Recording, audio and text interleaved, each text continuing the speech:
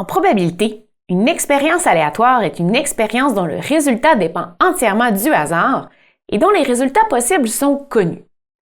Le lancer d'un dé en est un exemple. Certaines expériences n'ont qu'une seule étape alors que d'autres en ont plusieurs. Dans tous les cas, il y a des questions à se poser afin de bien dénombrer les résultats possibles ou de bien calculer les probabilités. Si l'expérience se fait en plusieurs étapes, on doit se demander si elle est faite avec ou sans remise. Si c'est une expérience avec remise, les probabilités ne changent pas d'une étape à l'autre. Par contre, si l'expérience est faite sans remise, le résultat des étapes précédentes influence les probabilités des étapes suivantes. Ensuite, il faut se demander si on doit tenir compte de l'ordre des éléments ou non lorsqu'on analyse les résultats possibles. Lorsqu'on lance une pièce de monnaie, si on ne tient pas compte de l'ordre, le résultat pile-face est le même que le résultat face-pile.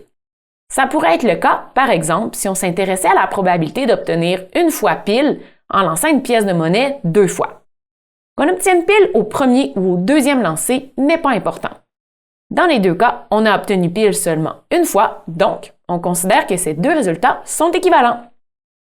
Au contraire, si on tient compte de l'ordre, le résultat pile-face n'est pas équivalent au résultat face-pile. Le fait qu'on obtienne pile au premier lancer a une importance dans ce cas-ci. Voici le problème à résoudre. Je t'invite à mettre la vidéo sur pause si jamais tu n'as pas pris le temps de le lire encore. Donc, on veut savoir c'est quoi le pourcentage du nombre total de codes postaux possibles qui sont présentement utilisés au Canada. Donc, pour répondre à la question, on doit dénombrer toutes les possibilités de codes postaux qui existent.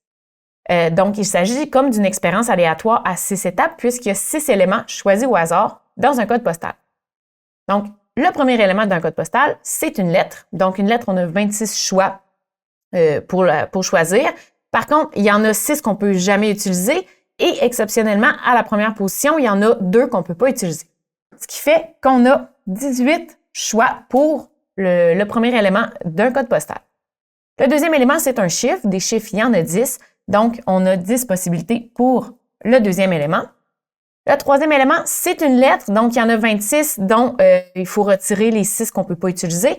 Donc, on a 20 choix pour le troisième élément. Le quatrième élément, c'est un chiffre. Donc, encore une fois, on a 10 possibilités. Ensuite, le cinquième élément, la lettre. Donc, encore une fois, il y a les 6 qu'on ne peut pas utiliser. Donc, on a 20 choix possibles. Et pour le dernier chiffre, on a 10 possibilités. Donc, une fois qu'on a déterminé le nombre de possibilités pour chacun des éléments, si on veut savoir ça fait combien de codes postaux différents, on doit utiliser le principe multiplicatif. Donc, on va aller multiplier ces nombres-là ensemble. Et ça nous donne qu'il y a un total de 7 200 000 codes postaux possibles qu'on est capable de créer. Donc, maintenant, si on veut savoir, il y en a combien qui sont, c'est quoi le pourcentage qui sont utilisés au Canada présentement, on va faire 800 000, qui sont le nombre de codes postaux utilisés en ce moment, divisé par le total de 7 200 000. On veut le pourcentage, donc on va multiplier par 100 et on obtient environ 11 %. Donc, on sait qu'il y a environ 11 % des codes postaux qui sont utilisés présentement au Canada.